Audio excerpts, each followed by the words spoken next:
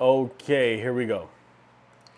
So we are going to go over for 365. We're going to review the law of care and blocks of teachability. So tonight, I'm going to go through the arguments for teachability, the core problem on teachability from a few different perspectives, give you some ways to ask yourself questions to see how teachable you are to any particular topic. So in order to do this correctly, here's what you got to do. You have to first get a piece of paper like this, loose leaf piece of paper, and just decide what it is you want to test your teachability index in. Usually it's the area that you're struggling the most. That's usually what it is. So pick the area that you want the most change, that you actually have a burn for, because if you don't, you'll be wasting your time. You'll be wasting your time. So go ahead and pick that right now. All right, now that you've done that, if you pause the video, do that. Now that you've done that, here's what we're gonna do. We're gonna go through each argument of teachability, the problems with you being able to change and make a difference in your life. What is stopping you? What's getting in the way? These questions will help you uncover what that is. All right. Number one, the core problem is inertia and death of curiosity. So when you get inertia, just means, actually, I'm gonna look these definitions up for you. So inertia is, it refers to a person who resists change. A person, but that's not the definition. That's not the real definition. So okay, physics definition. The tendency of an object to resist a change in its state of motion. So in simple terms, is an object at rest stays at rest, and the object in motion stays in motion. But when we talk about inertia, it stays at rest. Everyday or spiritual definition is the tendency to remain unchanged or stuck in the same habits, attitudes, or conditions. So this is, that's the issue. So it's inertia and death of curiosity. So what is curiosity? Let's go look. What is curiosity? Curiosity, death of curiosity. Curiosity is a strong desire to know or learn something. So if you're stuck where you are right now, meaning you have a lot of neural pathways that are built for you to be doing what you're doing, it's very hard to change it because it takes a huge effort to overcome the way you currently think. That's one way. The other way is you don't desire to learn anything. So you're stuck here and you don't have any strong desire to learn that over there. So that's the issues, that's the starting issues. So what are the sub-arguments? This will all be on the test. First, you don't want to be told what to do. So are you the kind of person who just hates somebody else to tell you what to do? You won't do it, even if it's more productive, even if it's more helpful, even if you can move things along if you just dropped your ego. Do you prefer to not do what a person says just because you don't like to be told what to do? Okay, that is a huge hindrance to your curiosity. It will add to your inertia. Number two, true learning requires a chemical level drive. A hunger to know more. So you have to ask yourself, do you describe the way you feel about learning this information, that you are hungry to change a circumstance and hungry to learn it? If you are hungry, it would be evidence. We'll talk about that later. So that's second. Can you truly define what you are feeling in your body as hunger? Be honest with yourself, because lying is just pointless.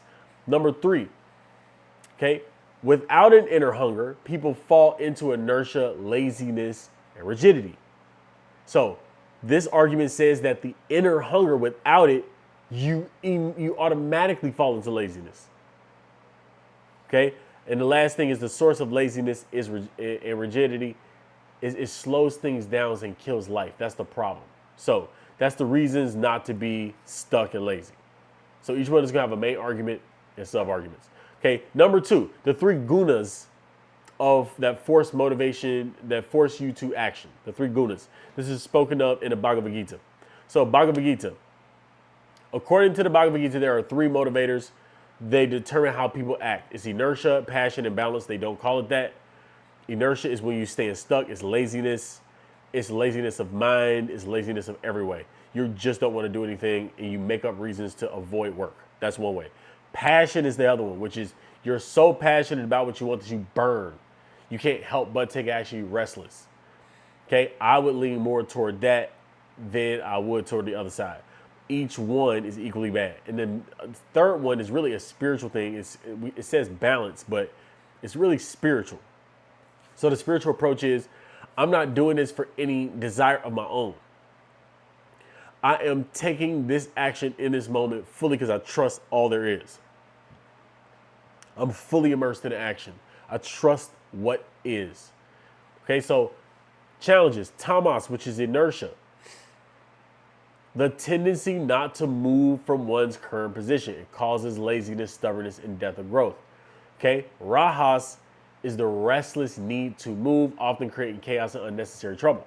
Sattva is the higher motivator. Acting without personal motive, life flows naturally through you. Doing, non-doing, as the Tao Te Ching says. When you're stuck in inertia or restless, your teachability index is 0. You cannot evolve in a spiritual way. It's impossible. Okay, number 3, teachability as the true measure of growth. So the argument is success and transformation are not about intelligence or talent, but teachability and progress. Okay, it says success and transformation are not about intelligence. Intelligence is a very low indicator on if a person can progress or not. Smart people in my life experience are very hard to deal with because they know everything. Smart people know all the problems too. They know every issue that can come up. So they know so much that it stops them. So teachability is really going to be a better measurement on if you're going to be successful or not. So being smart or talented is totally irrelevant. A person who's more teachable is going to be more successful, point blank period. If that intelligent person decides to apply the system, they can be successful too, but no more successful than a person who does not have that same level of intelligence. Don't matter. Henry Ford didn't know anything about what he was doing. Andrew Carnegie didn't know anything about steel. He was the richest man in the world. So just consider that. Second, teachability means openness and humility and willingness to change mental patterns. So if you say I'm teachable, but you don't even listen to this entire video, or you don't listen to, you're not writing down the answers or writing down questions. If you're not engaged in this, then you're not really willing to change your mental patterns, because every time you watch a video, you should be having a notepad and a pen out. You should be writing, you should be learning. And here's the problem. Most people go, they don't even realize that I'm talking to you. I'm talking to you. You have to say, I'm willing and I'm going to do it. That's the point. Okay, number 4, the law of vibration. Why successful, unsuccessful people don't mix. Okay, this is another point. Teachability. If you're going to learn from a successful person, you have to vibrate the vibration of that successful person. Okay, so if you are not vibrating at a very relaxed, clear, directed, big picture thinking frequency, you will never resonate with a successful person. Successful people are big thinkers. They think so far beyond the average person that it's night and day. It's not even a thing. Successful people are driven. They have strong desires. So if you have weak desires, you're not clear about what you want. You do not know what you didn't have the drive to write down a specific clear plan on a piece of paper to bring it into physical reality. You're not really on fire. You're not going to resonate with a successful person. They may sell something to you, but they're not going to work with you. Okay? Unsuccessful people, very weak desires, very passive, very casual, very laissez-faire, as an easy come, easy go. That may be good for spiritual awakening.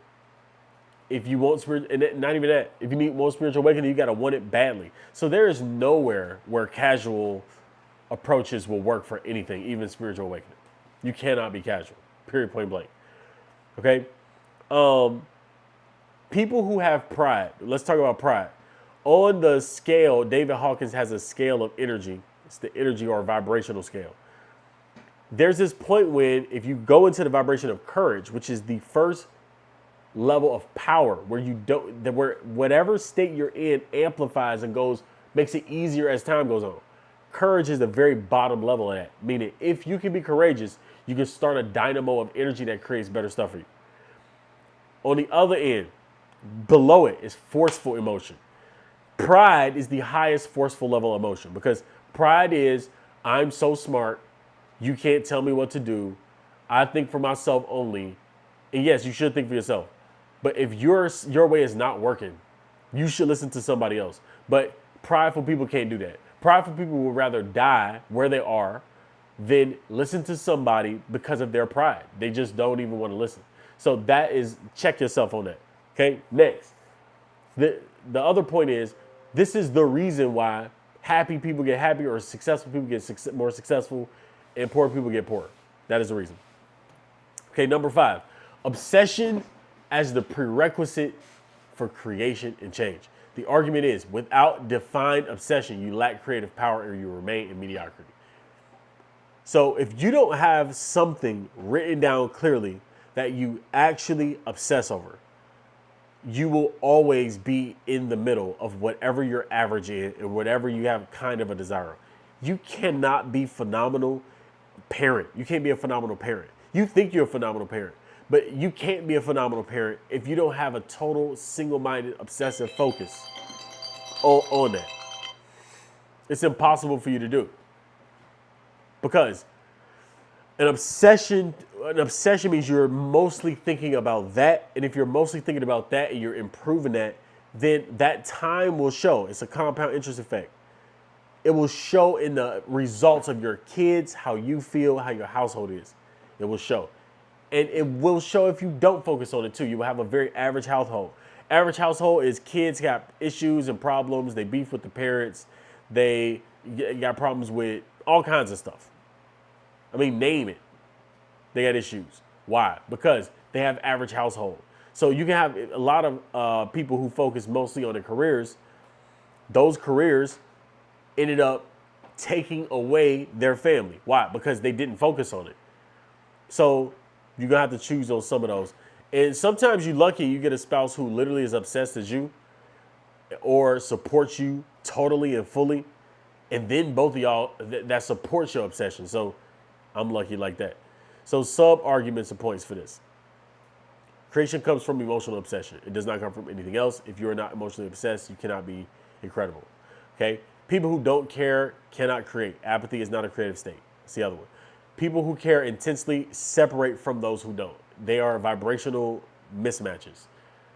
So people who accomplish are always, they're always intense.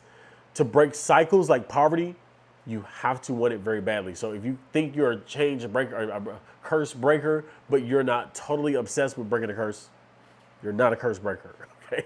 You are a wisher and a dreamer, all right? Next, generational curses and the illusion of change. So many people claim they want to change generational patterns. So let's go right into this.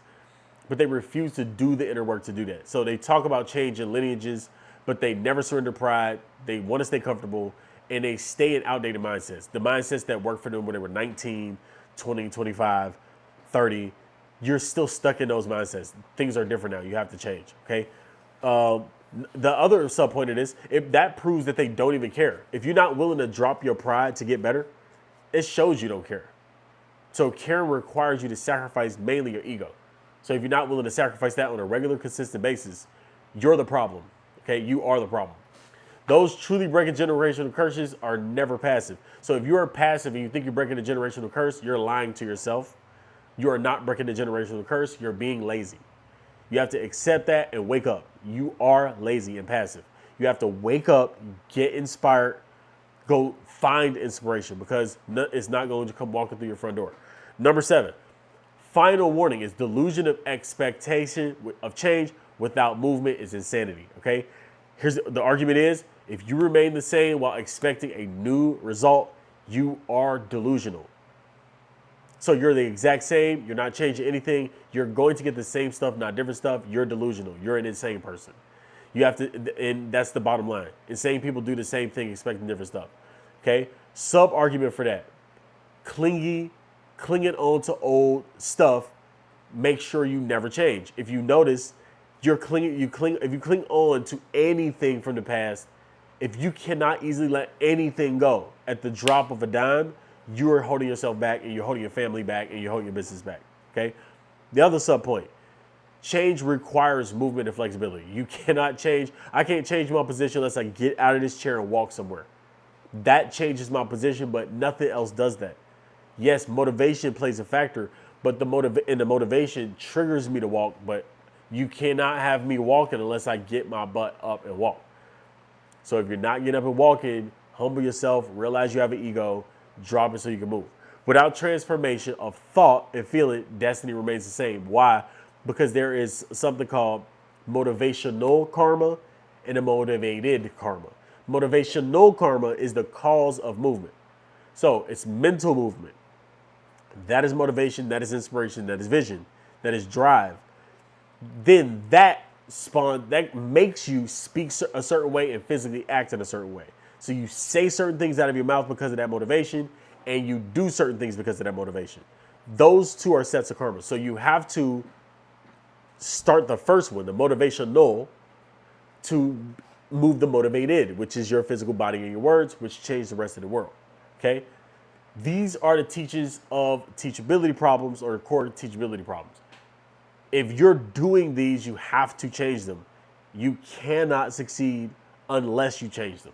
So I hope that this helps you. I will see you in the next module.